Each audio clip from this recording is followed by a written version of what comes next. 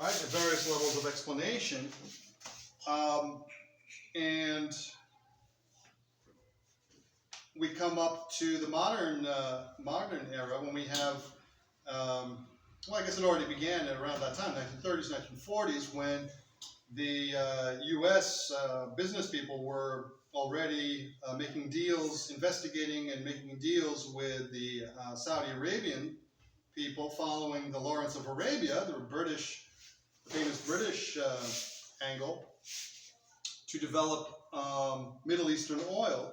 And so then that began to the financial connection in which the U.S. economy and more were buying petroleum from Saudi Arabia and funding then an insanely, immensely rich monarchy there and its Islamic mentalities.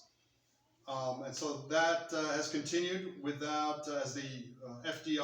Roosevelt's UN human rights were established, the GATT process began, right, for the economic negotiations that were essentially in the Cold War, then advancing the free market ideology, profiteering, which boils down to profiteering in the end.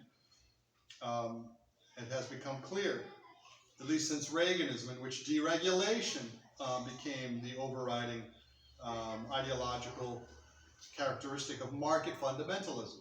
So suicide bombing then reflects what are we talking about here? Then that is how the rise of the ideology of market fundamentalism that itself is funding Christian fundamentalism, then is providing the funding for things like the Saudi Arabian monarchs who fund Wahhabism, an extremely, as I understand it, is an extremely, well, it's involved, they're involved in violence. You know, I need to do more of an analysis of that, but that's, Harris is trying to,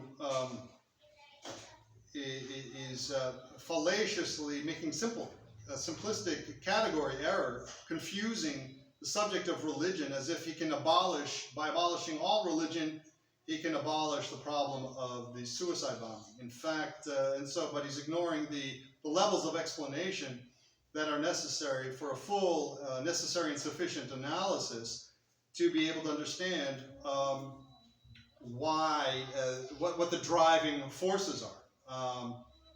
And